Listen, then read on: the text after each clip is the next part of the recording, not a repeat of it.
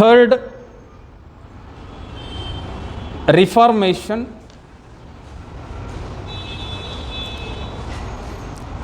Mandatory disclosures. Mandatory disclosures.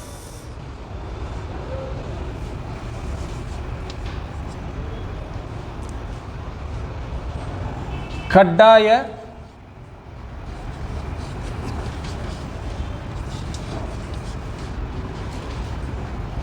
ಪ್ರಕಟಗಳು.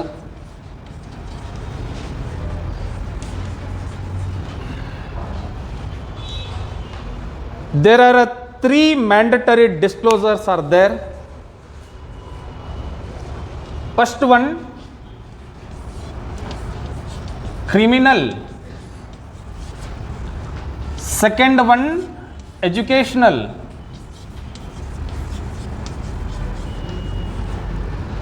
Third one, property.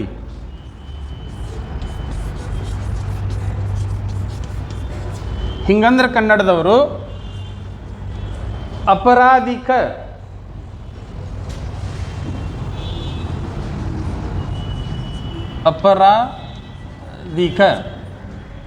ಶೈಕ್ಷಣಿಕ,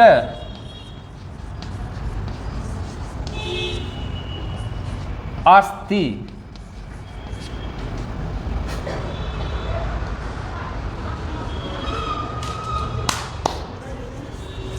There are three main antecedents or a disclosure should be submitted or attached along with your nomination file. This is compulsory or mandatory to all contestant candidates of election. First one, criminal antecedent or enclosure. A present politics has included a crime or offences.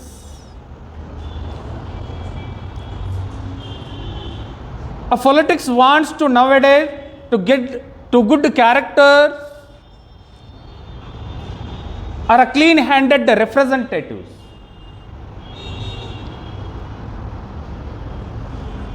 It requires fewer and fair from crime.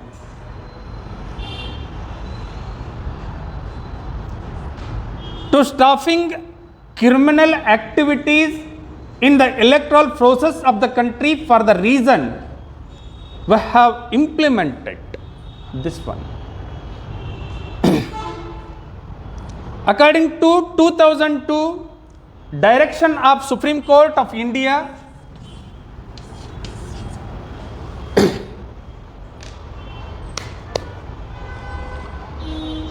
the person who contestant in the election, he should be submit his criminal antecedents or criminal enclosures. This is compulsory and mandatory to all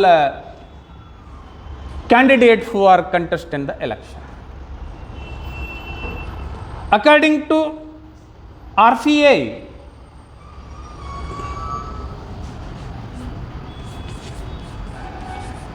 what it meant by RPA?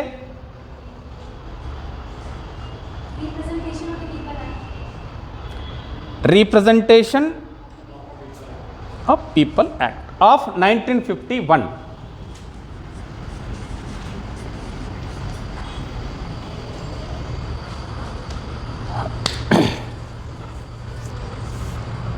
Which was amended.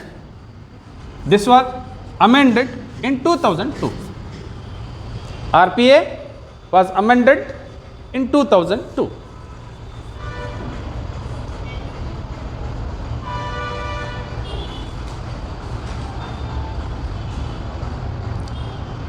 A Supreme Court of India, it's clear that candidates having any criminal records contesting election and members of legislature would lose their representations. See, if a contested candidate or elected member have any criminal records on his name, he may lose his representation.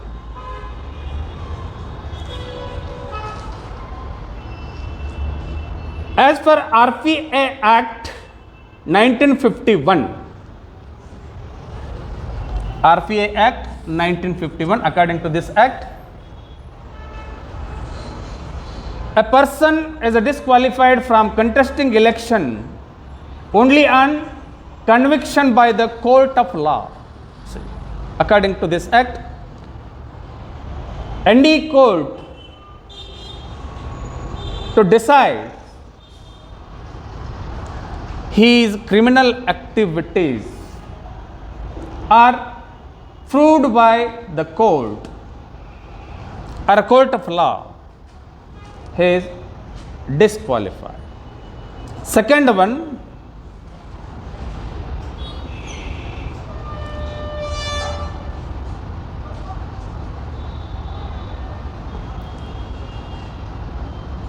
case filed 6 months before election would lead to disqualified. That it means before contesting election by 6 months, if any case is filed over a contestant or a candidate, he is disqualified.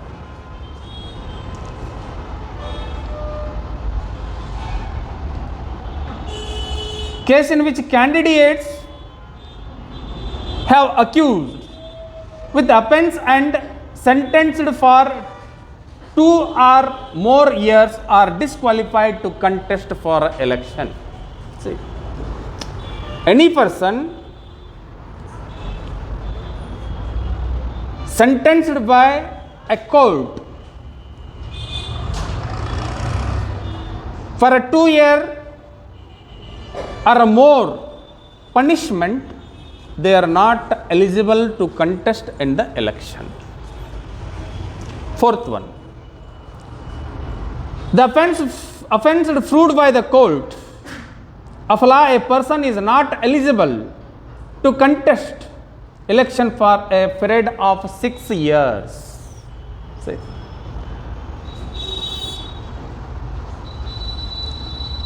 the intention of 1951 Representation People Act is to clean criminal activities from the electoral system of the country. See, these are all regarding criminal antecedent or criminal enclosures. They should submit to the election commission when the time of nomination filed. ಕನ್ನಡದವರು ಕಡ್ಡಾಯ ಪ್ರಕಟಗಳು ಅಂತ ಹೇಳಿ ಕರೀತಾರೆ. ಪ್ರಕಟಗಳು ಅಂತಂದ್ರೆ ಕಡ್ಡಾಯವಾಗಿ ಘೋಷಣೆಯನ್ನು ಮಾಡಬೇಕು. ಏನನ್ನ ಘೋಷಣೆ ಮಾಡಬೇಕು, ಯಾಕೆ ಘೋಷಣೆ ಮಾಡಬೇಕು, ಪ್ರಮುಖವಾಗಿ ಚುನಾವಣೆಗೆ ಸ್ಪರ್ಧೆ ಮಾಡುವಂತಹ ಅಭ್ಯರ್ಥಿಗಳು 3 ಕಡ್ಡಾಯ ಪ್ರಕಟಣೆಗಳನ್ನು ಘೋಷಣೆ ಮಾಡಿರಬೇಕು. ಆ 3 ಕಡ್ಡಾಯ ಘೋಷಣೆಗಳು ಯಾವುವು ಅಂತಂದರೆ, ಅಭ್ಯರ್ಥಿಯ ಅಪರಾಧಿಕ ಪ್ರಕರಣದ ಹಿನ್ನೆಲೆ, ಶೈಕ್ಷಣಿಕ ಹಿನ್ನೆಲೆ, ಆಸ್ತಿಯ ಹಿನ್ನೆಲೆ, ಈ 3 ಘೋಷಣೆ ಮಾಡಿಕೊಂಡಿರಬೇಕು. ಅದರಲ್ಲಿ ಮೊದಲನೆಯದ್ದು ಅಪರಾಧಿಕ ಪ್ರಕರಣಗಳ ಹಿನ್ನೆಲೆ. ಒಂದನೇದು, ಇದನ್ನು ಯಾಕೆ ಘೋಷಣೆ ಮಾಡಬೇಕು ಅಂತ ಹೇಳಿ ಕೇಳಿದರೆ, ರಾಜಕಾರಣದಲ್ಲಿ ಈ ಅಪರಾಧಿಕ ಪ್ರಕರಣಗಳನ್ನು ಮಾಡಿದವರು ಅಪರಾಧಿಗಳು, ಇವರು ಬರಕೂಡದು ಅಂತ ಹೇಳಿ. ಇಲ್ಲಿ ಗುಂಡಾಯಿಸಮ್, ರೌಡಿಸಮ್, ಬಾಸಿಸಮ್, ಕೊಲೆ ಸುಲಿಗೆಗಳನ್ನು ಮಾಡಿದವರನ್ನು, ದರೋಡೆ ಮಾಡಿದವರನ್ನು, take for example Yuvraj in Karnataka politics, ಸುಮ್ಮಿರಲಿ, ನಾನು ಬೇಸಿ ಅವ್ರ ಹೆಸರು ಹೇಳಿ. ಈಗ ಪ್ರಸ್ತುತ ನಡೆದಿದ್ದು ಯುವರಾಜ್ ಕೇಳಿರಲ್ಲ, ರಾಧಿಕಾ ಕುಮಾರಸ್ವಾಮಿ ಅವರು, ಯುವರಾಜ್ ಅವರು ಯಾರ್ಯಾರಿಗೆ ಟೊಪ್ಪಿಗೆ ಹಾಕ್ಯಾರ, ಎಷ್ಟು ಮಾಡ್ಯಾರ, ಏನು ಕತೆ ಮಾಡ್ಯಾರ, ಇನ್ವೆಸ್ಟಿಗೇಷನ್ ಈಸ್ ಗೋಯಿಂಗ್ ಆನ್. ಮತ್ತು ಇಂಥವ್ರನ್ನ ತೊಗೊಂಬಂದು ಎಲೆಕ್ಷನ್ಗೆ ನಿಂದಿರಿಸಿದ್ರೆ ಕತೆ ಏನಾಗಬಾರ್ದು. ಮತ್ತು ಅವ್ರು ಯಾವತ್ತಿದ್ರು ಮಂದಿಗೆ ಟೊಪ್ಪಿಗೆ ಹಾಕ್ಕೊಂತಾನೆ ಅಡ್ಡಾಡೋರು. ನೋಡ್ರಿ, ಅವ ಸ್ಪೆಷಲ್ ಅಗದಿ ಕ್ಲಾಸ್ 1 ಇದ್ರೊಳಗೆ ಒಂದು ರಿಸರ್ವೇಷನ್, ಒಂದು ಸೀಟ್ ಎಲ್ಲ ಕಡೆ ಹೋಗಿ ದೊಡ್ಡ ದೊಡ್ಡ ರಾಜಕಾರಣಿಗಳನ್ನು ಪರಿಚಯ ಮಾಡ್ಕೊಂಡು ಸೆಲ್ಫಿ ಪ್ಲೀಸ್ ಅಂತೇಳಿ ಸೆಲ್ಫಿ ತೊಗೊಂಡು ನಾ ಇವ್ರಿಗೆ ಪರಿಚಯ ಇದೀನಿ, ಅವ್ರಿಗೆ ಪರಿಚಯ ಇದೀನಿ ಅಂತ ಹೇಳಿ ಮಂದಿಗೆ ಪಂಗನಾಮ ಹಾಕಿ ಆ ಕೆಲಸ ಮಾಡಿಸ್ಕೊಡ್ತೀನಿ, ಈ ಕೆಲಸ ಮಾಡಿಸ್ಕೊಡ್ತೀನಿ ಅಂತ ಎಷ್ಟು ಕೋಟಿ ಆಸ್ತಿ ಸಂಪಾದನೆ ಮಾಡಿನಂತ ಅವಾಗ ಗೊತ್ತಿಲ್ಲ ನೋಡ್ರಿ. ಅಂಥದ್ರೊಳಗೆ ರಾಧಿಕಾ ಕುಮಾರಸ್ವಾಮಿ ಇವರು ಅವ್ರಿಗೆ ಫ್ರೆಂಡ್ಶಿಪ್ ಐತಂತ. ಜನರು ಎಷ್ಟು ಸ್ವಾರ್ಥಿ ಅದಾರಂತಂದ್ರೆ, ಎಲ್ಲಿಯವರೆಗೆ ಅಂತಂದ್ರೆ ಅವರಿಂದ ನಮಗೆ ಉಪಯೋಗ ಆಗುವಂಗಿತ್ತಂದ್ರೆ ಹೆಂಡ್ರು ಮಕ್ಕಳು, ಅವರಿಂದ ನಮಗೆ ಕೆಟ್ಟ ಹೆಸರು ಬರುವಂಗಿತ್ತಂದ್ರೆ ಅವ್ರು ಯಾರು ಅಂತ ಹೇಳಿ ಕೇಳುವರು ಅದರ ಜಗತ್ತಿನ ಮೇಲೆ ಗೊತ್ತಿರಲಿ.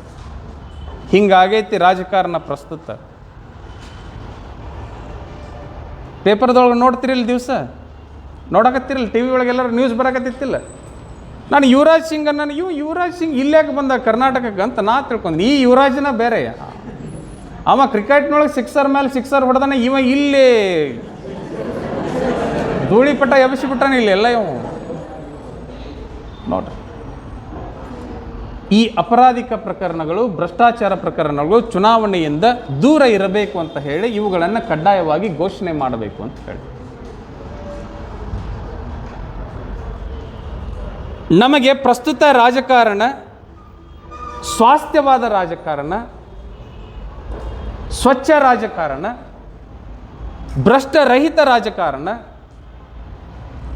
ಒತ್ತಡರಹಿತ ರಾಜಕಾರಣ, ಇದು ಪ್ರಸ್ತುತ ದಿನದ ಅವಶ್ಯಕತೆ ಇರುವುದರಿಂದ ಸುಪ್ರೀಂ ಕೋರ್ಟ್ನು ಸಹಿತ ಅದೇ ನಿರ್ದೇಶನವನ್ನು ನೀಡಿತು. ನೀವು ರಾಜಕಾರಣಕ್ಕೆ ಅಪರಾಧಿಕ ಪ್ರಕರಣಗಳನ್ನು ಹೊಂದಿದವರನ್ನು ಆಯ್ಕೆ ಮಾಡಿ ಕಳಿಸಿದರೆ ಅವರು ಇಡೀ ದೇಶವನ್ನೇ ಅಪರಾಧಿ ಸ್ಥಾನದಲ್ಲಿ ನಿಂದಿರಿಸ್ತಾರೆ, ಭಾಳ ಹುಷಾರಾಗಿರ್ರಿ ಅಂತ ಹೇಳಿದ್ರು ಅವರು. ಜಿಲ್ಲಾ ಪಂಚಾಯತ್ ಸದಸ್ಯನ ಕೊಲೆ ಪ್ರಕರಣ ಏನಾಯಿತು ಇವತ್ತು ನೋಡಿದಿರಲ್ಲ, ಏನಾಯಿತು ಪರಿಸ್ಥಿತಿ ನೋಡಿದಿರಲ್ಲ. ರಾಜಕಾರಣದಲ್ಲಿ ಅಪರಾಧ ಚಟುವಟಿಕೆಗಳು ಹೆಚ್ಚಾದಂತೆ ಸಮಾಜದಲ್ಲಿನ ಸ್ವಾಸ್ಥ್ಯ ಹಾಳಾಗುವುದು. ಅದಕ್ಕೆ ಅಪರಾಧಿಕ ಪ್ರಕರಣಗಳನ್ನು ಹೊಂದಿದವರು ನಮಗೆ ಬೇಡ. 1951ರ ರಿಪ್ರೆಸೆಂಟೇಷನ್ ಆ್ಯಕ್ಟ್, ಪ್ರಜಾಪ್ರತಿನಿಧಿ ಕಾಯ್ದೆ, ಇದನ್ನು 2002ರಲ್ಲಿ ತಿದ್ದುಪಡಿ ಮಾಡಲಾಯಿತು. ಈ ಕಾಯ್ದೆಯನ್ನು 2002ರಲ್ಲಿ ತಿದ್ದುಪಡಿ ಮಾಡಲಾಯಿತು. ಈ ತಿದ್ದುಪಡಿ ಮಾಡಿದ ಕಾಯ್ದೆಯ ವಿಚಾರ ಏನು, ಯಾಕೆ ತಿದ್ದುಪಡಿ ಮಾಡಲಾಯಿತು ಅಂತಂದರೆ,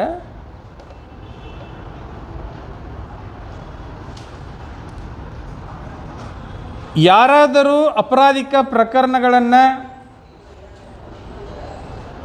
ಹೊಂದಿದ್ರೆ, ಅವರು ಚುನಾವಣೆಗೆ ಸ್ಪರ್ಧೆಯನ್ನು ಮಾಡಿದರೆ ಅವರನ್ನು ಚುನಾವಣಾ ಕಣದಿಂದ ಹಿಂದೆ ಸರಿಯುವಂತೆ ಮಾಡಬೇಕು. ಒಂದನೆಯದು, ನಿಮಗೆ ಏನೋ ಟೊಪ್ಪಿಗೆ ಹಾಕಿ ಅವರ ಅಪರಾಧಿಕ ಪ್ರಕರಣಗಳನ್ನು ಮುಚ್ಚಿಟ್ಟು ಚುನಾವಣೆಗೆ ಸ್ಪರ್ಧೆ ಮಾಡಿ ಗೆದ್ದರು ಅಂತ ಇಟ್ಕೊಳ್ರಿ. ಒಂದು ವೇಳೆ ಗೆದ್ದ ಮೇಲೆ ಅವರ ಹಿಂದಿನ ಅಪರಾಧಿಕ ಪ್ರಕರಣಗಳು ಸಾಕ್ಷಿ ಸಮೇತ ನಿಮಗೆ ದೊರೆತಲ್ಲಿ ಅವರ ಸದಸ್ಯತ್ವವನ್ನು ರದ್ದು ಮಾಡಲಾಗುವುದು. ಈ ಕಾಯ್ದೆ ಹೇಳ್ತು. 2002ರಲ್ಲಿ ತಿದ್ದುಪಡಿ ಮಾಡಿದ ಕಾಯ್ದೆ. ಅದಕ್ಕಿಂತಲೂ ಮೊದಲು ಈ ಕಾಯ್ದೆ ಇತ್ತಲ್ಲ, ಈ ಕಾಯ್ದೆ ಪ್ರಕಾರ ನಾವು ನಿಯಮಗಳನ್ನ ಅನುಸರಿಸ್ತಿದ್ದೀವಲ್ಲ, 1951ರ ಪ್ರಜಾಪ್ರತಿನಿಧಿ ಕಾಯ್ದೆ. ಅದು ಏನು ಹೇಳ್ತು ಅಂತಂದ್ರೆ,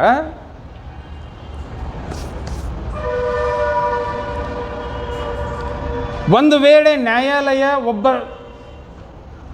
ಸ್ಪರ್ಧಿಯ ವಿರುದ್ಧ ಈ ಹಿಂದೆ ಏನಾದರೂ ಅಪರಾಧ ಪ್ರಕರಣದಲ್ಲಿ ಅಪರಾಧಿ ಎಂದು ದೃಢಪಡಿಸಲ್ಪಟ್ಟಿದ್ದರೆ ಆ ವ್ಯಕ್ತಿಯನ್ನು ಚುನಾವಣೆಯ ಕಣದಿಂದ ಹಿಂದಕ್ಕೆ ಸರಿಸಬೇಕು. ಚುನಾವಣೆಗೆ ಸ್ಪರ್ಧೆ ಮಾಡೋಕ್ಕೆ ಅವಕಾಶ ಇಲ್ಲ. ಇದು ಒಂದನೇದು. ಎರಡನೇದ್ದು, ಚುನಾವಣೆಗೆ ಸ್ಪರ್ಧೆ ಮಾಡುವ 6 ತಿಂಗಳು ಮೊದಲು ಆ ಅಭ್ಯರ್ಥಿಯ ಮೇಲೆ ಯಾವುದಾದರೂ ಪ್ರಕರಣಗಳು ದಾಖಲಾಗಿದ್ದರೆ ಅವರಿಗೆ ಚುನಾವಣೆಗೆ ಸ್ಪರ್ಧೆ ಮಾಡುವ ಅವಕಾಶ ಇಲ್ಲ. ಬರೀ 6 ತಿಂಗಳ ಒಳಗನ ಹೇಳಿದೆ ನಾನು. ನೋಡ್ರಿ,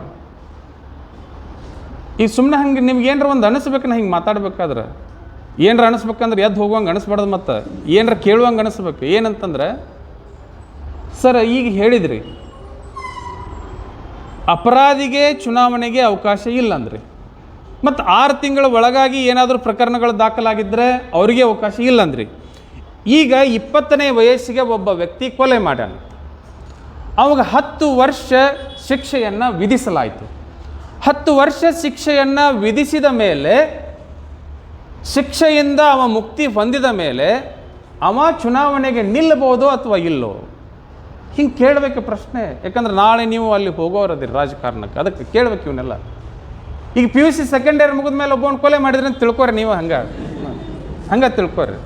10 ವರ್ಷ ಶಿಕ್ಷೆನೂ ಆತಂತ ತಿಳ್ಕೊಳ್ರಿ. ಆಮೇಲೆ 31ನೇ ವಯಸ್ಸಿಗೆ ಚುನಾವಣೆ ಬಂತು, ಸರ್ ನಾವು ನಿಂದಿರ್ಬೋದು ಅಥವಾ ಹೆಂಗೆ ಸ್ಫೂರ್ತಿ ಅಂದ್ರೆ ಮರ್ಡರ್ ಮಾಡೋಕೆ ಅಂದಂಗೆ ಆತು. ನೀವು ಹೆಂಗೆ ನಿಂದಿರೋದು, ಏನು ಅವಕಾಶ ಐತೆ ಅದಕ್ಕೆ ಹೇಳ್ರಿ.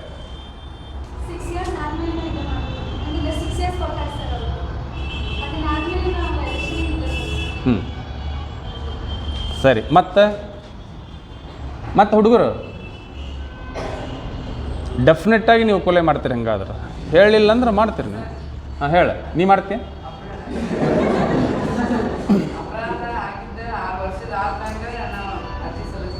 Very good. ನಾ ಆಗಲೇ ಒಂದು ಪಾಯಿಂಟ್ ಹೇಳಿದ್ದೆ, ಅಕ್ಕಿ ನೆನಪಿಟ್ಕೊಂಡಾಳ ನೋಡೋದನ್ನು, ಇವನು ನೆನಪಿಟ್ಕೊಂಡ. ಏನು ಹೇಳಿದೆ ನಾನು?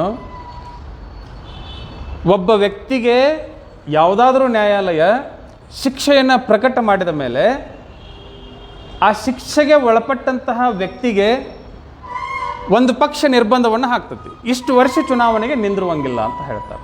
ಅದೇನೈತಿ ಅಂದ್ರೆ ಕಾಲಮಿತಿ 6 ವರ್ಷ ಐತಿ. ನಾನೇನು ಹೇಳಿದೆ? 10 ವರ್ಷ ಶಿಕ್ಷೆಯನ್ನು ಅನುಭವಿಸಿದ ಮೇಲೆ ಚುನಾವಣೆ ನಿಲ್ಲಬಹುದೋ ಇಲ್ಲೋ ಅಂತಂದ್ರೆ ನಿಲ್ಲಬಹುದು. ಯಾಕಂದ್ರೆ ಅಪರಾಧಿ ಬೇರೆ, ಅಪರಾಧ ಬೇರೆ. ಶಿಕ್ಷೆಗೆ ಒಳಪಟ್ಟರೆ ಮುಗೀತು, ನಿಮಗೆ ಮತ್ತೆ ಹೊಳ್ಳಿ ಅಪರಾಧಿ ಅಂತ ಹೇಳಿ ಕರೆಯಕ್ಕೆ ಬರೋದಿಲ್ಲ. ಒಂದು ತಪ್ಪಿಗೆ ಒಂದು ಸಾರಿ ಶಿಕ್ಷೆಯನ್ನು ಅನುಭವಿಸಿದರೆ ಮತ್ತೆ ನಿಮ್ಮನ್ನು ಪದೇ ಪದೇ ಅಪರಾಧಿ ಅಂತ ಹೇಳಿ ಕೇಳಕ್ಕೆ ಬರೋದಿಲ್ಲ, ಮಾಡಕ್ಕೆ ಬರೋದಿಲ್ಲ. ಒಂದು ಸಾರಿ ಒಂದು ಅಪರಾಧಕ್ಕೆ ಶಿಕ್ಷೆಯನ್ನು ಅನುಭವಿಸಿದ ಮೇಲೆ, ಶಿಕ್ಷೆಯ ಕಾಲ ಪೂರ್ಣಗೊಂಡ ಮೇಲೆ ನೀವು ಮತ್ತೆ ಈ ದೇಶದ ಎಲ್ಲ ರಾಜಕೀಯ ಚಟುವಟಿಕೆಗಳಲ್ಲಿ ಭಾಗವಹಿಸಬಹುದು. ಮತ್ತೇನರ ಕೊಲೆ ಮಾಡಿದರೆ ಮತ್ತೆ 10 ವರ್ಷ. ಹಂಗೆ ಮಾಡೋದಿಲ್ಲ, ಆದ್ರೆ ಒಂದೊಂದು ಸಾರಿ ಆಗಿರ್ತಾವೆ ಅಂಥವೆಲ್ಲ. ಇಂಥವು ಸ್ವಲ್ಪ ನಾ ಹಿಂಗೆ ಸ್ಟ್ರೇಟ್ ಹೇಳೋತ್ನಾಗ ನೀವು ಸೈಡಲ್ಲಿ ಕಿಟಕಿಯಾಗ ಹಾಸಿ ಹಿಂಗೆ ವಿಚಾರ ಮಾಡ್ತಿರ್ಬೇಕು. ಇವ್ರು ಹಿಂಗೆ ಹೇಳಕತ್ತೀರ, ನಾವು ಕೊಲೆ ಮಾಡಿದ್ರೆ ಹೆಂಗಾಗುತ್ತೆ ಅಂತ ಹಿಂಗೆ ವಿಚಾರ ಮಾಡ್ತಿರ್ಬೇಕು ಅಂತಲ್ಲೇ. ಅದಕ್ಕೆ ಥರ್ಡ್ ಒನ್,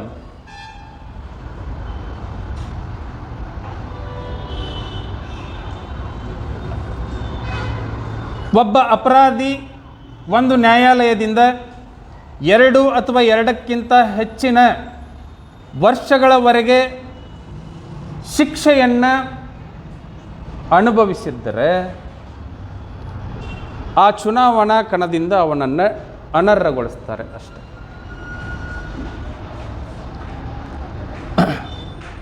ಅಂದರೆ ಶಿಕ್ಷೆ ಪ್ರಕಟವಾದ ವ್ಯಕ್ತಿ ಚುನಾವಣೆಗೆ ಸ್ಪರ್ಧಿಸಿದ್ರೆ ಇದು ಮತ್ತೆ ನಾ ಹೇಳಕತ್ತಿದ್ದು ನಿಮಗೆ. ಈಗ ಶಿಕ್ಷೆ ಪ್ರಕಟವಾಗಿರುತ್ತೆ, ಅವ್ರು ಬೇಲ್ ಮೇಲೆ ಹೊರಗಿರ್ತಾರೆ ಅವರು, ಹೌದಾ? ಈಗ ಸಂಜಯ್ ದತ್ ಇದ್ದು ಗೊತ್ತೈತಿರ? ಹಾಂ, ಅವರೆಲ್ಲ ಏನೇನೋ ಮಾಡಿದ್ರಂತವ್ರು, ನಮಗೂ ಗೊತ್ತಿಲ್ಲ, ನಾವು ಸಣ್ಣವರಿದ್ದೀವಿ ಭಾಳ. ಅಂಥ ಪ್ರಕರಣದಲ್ಲಿ ಭಾಗಿಯಾಗಿದ್ರು, ಅವ್ರನ್ನ ಚುನಾವಣಾ ಕಣದಿಂದ ಹೊರಗೆ ಸರಿಸ್ತಾರೆ. 4ನೇದು,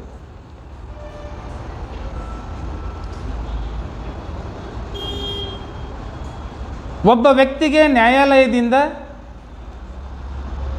ಶಿಕ್ಷೆಯ ಪ್ರಮಾಣ ಪ್ರಕಟವಾಗಿ ಶಿಕ್ಷೆ ಅನುಭವಿಸಿದರೆ ಆ ವ್ಯಕ್ತಿ ತನ್ನ ಶಿಕ್ಷೆಯ ಆ ಕಾಲ ಮುಗಿದ ಮೇಲೆ, ಅವಧಿ ಮುಗಿದ ಮೇಲೆ 6 ವರ್ಷಗಳವರೆಗೆ ಚುನಾವಣೆಗೆ ಸ್ಪರ್ಧೆ ಮಾಡಲಿಕ್ಕೆ ಬರುವುದಿಲ್ಲ.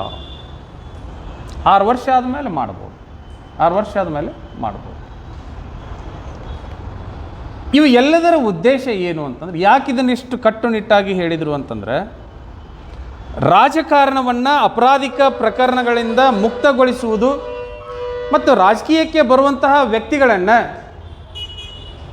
ಉತ್ತಮ ವ್ಯಕ್ತಿಗಳನ್ನಾಗಿ ಆಯ್ಕೆ ಮಾಡುವುದು ಅಥವಾ ಉತ್ತಮ ವ್ಯಕ್ತಿಗಳನ್ನೇ ರಾಜಕೀಯಕ್ಕಾಗಿ ಆಯ್ಕೆ ಮಾಡುವುದು ಇದು ಕಡ್ಡಾಯವಾಗಿ ನಡಿಬೇಕಾಗಿದೆ. ಅದಕ್ಕೋಸ್ಕರ ಏನು ಮಾಡಿದರು ಅಂತಂದರೆ ಈ ಪ್ರಮುಖವಾದಂತಹ ಅಭ್ಯರ್ಥಿಗಳ ಹಿನ್ನೆಲೆಯನ್ನು ಪ್ರಕಟಪಡಿಸಬೇಕು ಅಂತ ಹೇಳಿ ನಿಯಮವನ್ನು ಜಾರಿ ತರಲಾಯಿತು. ಇದು 1951ರಿಂದನೂ ಇತ್ತು, ಮತ್ತು ಇದನ್ನು 2002ರಲ್ಲಿ ತಿದ್ದುಪಡಿ ಮಾಡಲಾಯಿತು. ಮಾಡಿ ಈ ಪ್ರಕಾರಕ್ಕೆ ಅಂದರೆ ಅಪರಾಧಿಕ ಹಿನ್ನೆಲೆ, ಶೈಕ್ಷಣಿಕ ಹಿನ್ನೆಲೆ ಮತ್ತು ಆಸ್ತಿಯ ಹಿನ್ನೆಲೆ. ನೋಡಿ ಈಗ ಏನಾಗಿತ್ತು ಅಂದರೆ ಈ ಶೈಕ್ಷಣಿಕ ಹಿನ್ನೆಲೆ ಇದರೊಳಗೆ last time in Modi cabinet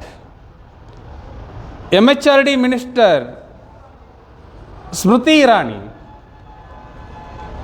filed a case over her educational qualification. Actually Smriti Irani ಅಂತ ಹೇಳಿ ಕಳೆದ ಮೋದಿ ಸರ್ಕಾರದ ಸಂಪುಟದಲ್ಲಿ ಕೇಂದ್ರ ಮಾನವ ಸಂಪನ್ಮೂಲ ಇಲಾಖೆಯ ಮಂತ್ರಿ ಇದ್ರಲ್ಲ, ಸ್ಮೃತಿ ಇರಾನಿ ಅಂತ ಹೇಳಿ, ಅವ್ರ ವಿರುದ್ಧ ಒಂದು ಪ್ರಕರಣ ದಾಖಲಾಗಿತ್ತು. ಅದು ಎದಕ್ಕೆ ಸಂಬಂಧಪಟ್ಟಂತೆ ಅಂದರೆ ಶೈಕ್ಷಣಿಕ ಹಿನ್ನೆಲೆಯ ಅಂದ್ರೆ ಅವರು ನಂದು ಡಿಗ್ರಿ ಇದು ಆಗೈತಿ ಅಂತ ಹೇಳಿ ಕೊಟ್ಟಿದ್ದರು. ನಾಮಿನೇಷನ್ ಫೈಲ್ ಮಾಡಬೇಕಾದ್ರೆ ಎಜುಕೇಷ್ನಲ್ ಕ್ವಾಲಿಫಿಕೇಷನ್ ಹಚ್ಚಬೇಕಾಗಿತ್ತು, ಅದರೊಳಗೆ ಡಿಗ್ರಿ ಮೆನ್ಷನ್ ಮಾಡಿದ್ರು ಅವರು. ಅದು ಒಂದಿಷ್ಟು ಮಂದಿ ಇರ್ತಾರೆ, ಅವರು ಅದು ಸರಿ ಇದ್ರೂ ಎನ್ಕ್ವೈರಿ ಮಾಡಿಸ್ರಿ ಅಂತಾರೆ, ತಪ್ಪಿದ್ರು ಎನ್ಕ್ವೈರಿ ಮಾಡಿಸ್ರಿ ಅಂತಾರೆ. ಅದು ಮತ್ತು ಕೇಸು ನಡೆದು ಯೂನಿವರ್ಸಿಟಿಯಿಂದ ಅವರು ಸರ್ಟಿಫಿಕೇಟ್ ತೋರಿಸಿದ್ರು. ಈ ಇಯರ್ ಅಡ್ಮಿಷನ್ ಆಗಿತ್ತು, ಇಲ್ಲಿಗೆ ಪಾಸ್ಔಟ್ ಆದರು, ಇದು ಸರ್ಟಿಫಿಕೇಟ್ ಐತಿ, ರಿಜಿಸ್ಟ್ರೇಷನ್ ಐತಿ ನಮ್ಮ ಕಡೆ ಅಂತೇಳಿ ತೋರಿಸಿದ್ರು. ಅದು ಫೈನಲ್ ಆಯಿತು. ಈಗ ನಮಗೆ ರಾಹುಲ್ ಗಾಂಧಿಯವ್ರ ಎಜುಕೇಷ್ನಲ್ ಕ್ವಾಲಿಫಿಕೇಷನ್ ಬೇಕು ಅಂತಂದ್ರೆ ನೀವು ಮತ್ತೆ ಬೇರೆ ಕಡೆ ಹೋಗ್ಬೇಕು ಅವ್ನು ತೊಂಬರಕ್ಕೆ. ಯಾಕಂದ್ರೆ ಅವ್ರು ಇಲ್ಲಿ ಕಲ್ತಿಲ್ಲ ಸಾಲಿ ಅವರು. ಅದಕ್ಕೆ ಅವರು ಹಿಂಗೆ ನಾವು ಪಾಸ್ ಆಗೀವಿ ಅಂಥೇಳಿ ಅಂತಂದ್ರೆ ಅದನ್ನು ಹೆಂಗೆ ಪಾಸ್ ಆಗ್ಯಾರ ನೋಡಬೇಕಂತ. Modi MA in political science correspondence, Ahmedabad university, Gujarat. There is no doubt. Regular ಅಲ್ಲ, ಅವರು ಎಕ್ಸ್ಟರ್ನಲ್ ಆಗಿ MA in ಪೊಲಿಟಿಕಲ್ ಸೈನ್ಸ್ ಮಾಡ್ಯಾರ. ಓಕೆ, ಅದು ಕರೆಕ್ಟ್ ಆಯಿತು. ಮತ್ತು ಬಹಳ ಜನ ಡಾಕ್ಟ್ರುಗಳು ಅವರು ಇವರು ಅದರ, ಒಂದಿಷ್ಟು ಮಂದಿ ಒಳ್ಳೊಳ್ಳೆ ಕ್ವಾಲಿಫೈಡ್ ಅದರ, ಲಾಗಿ ಮಾಡಿದವರು ಅದರ, PhD ಮಾಡಿದಾರಲ್ಲ, ಫಿಲಾಸಫರ್ಗಳು ಅದರ, ಒಳ್ಳೆ ಕಾನೂನು ತಜ್ಞರು ಅದಾರ. ಬಟ್ ನಿಮಗೊಂದು ಹೇಳ್ತೀನಿ, ಈ ಎಜುಕೇಷನಲ್ ಕ್ವಾಲಿಫಿಕೇಷನ್ ಅಟ್ಯಾಚ್ ಮಾಡುವುದು ಅಷ್ಟೇ. But this is not a mandatory to contest in the election. ಶೈಕ್ಷಣಿಕ ಹಿನ್ನೆಲೆಯನ್ನು ಕಡ್ಡಾಯವಾಗಿ ಘೋಷಣೆ ಮಾಡಬೇಕಷ್ಟೇ. ಆದ್ರೆ ಚುನಾವಣೆಗೆ ಸ್ಪರ್ಧೆ ಮಾಡಬೇಕಾದ್ರೆ ಇಷ್ಟು ಕಲೀಲೇಬೇಕು ಅಂತ ಹೇಳಿ ನಿಯಮ ಇಲ್ಲ. ಮತ್ತು ಹಂಗಿಲ್ಲ. Why? Because we are under democracy. There is no qualifications to fix contest in election regarding education, property and other.